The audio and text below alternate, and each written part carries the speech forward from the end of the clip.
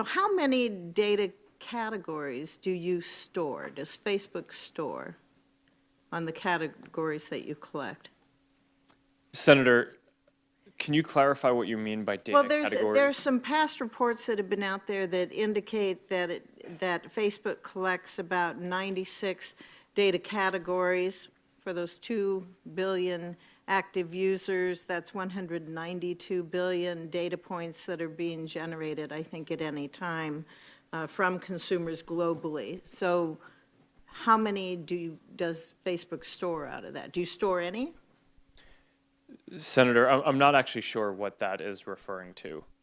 How many Facebook like buttons are there on non-Facebook web pages? Congresswoman, I don't know the answer to that off the top of my head, but we'll get back to you. Is the number over 100 million?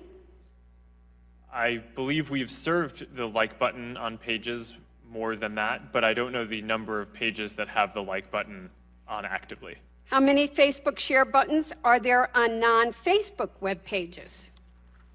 I don't know the answer to that exactly off the top of my head either, but that's something that we can follow up with you on. And do we think that's over 100 million? Likely. How many chunks of Facebook pixel code are there on non-Facebook web pages? Congresswoman, you're asking some specific stats that I don't know off the top of my head, but we can follow up with you and get back to you on all of these. Mr. Zuckerberg, I remember well your first visit to Capitol Hill back in 2010. You spoke to the Senate Republican High-Tech Task Force, which I chair. You said back then that Facebook would always be free. Is that still your objective? Senator, yes, there will always be a version of Facebook that is free. It is our mission to try to help connect everyone around the world and to bring the world closer together.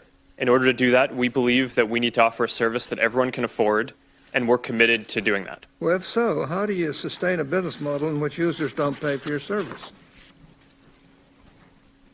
Senator, we run ads. I see. I see. Do you know who Palantir is? I do. Some people have referred to them as Stanford Analytica. Do you agree? Senator, I have not heard that. Okay. Do you think Palantir taught Cambridge Analytica, as press reports are saying, how to do these tactics? Senator, I don't know. Do you think that Palantir has ever scraped data from Facebook? Senator, I'm not aware of that. Okay. Do you think that during the 2016 campaign, as Cambridge Analytica was providing support to the Trump campaign under Project Alamo, were there any Facebook people involved in that sharing of technique and information? Senator, we provided support to the Trump campaign similar to what we provide to any advertiser or campaign who asks for it. Mr. Zuckerberg, would you be comfortable sharing with us the name of the hotel you stayed in last night?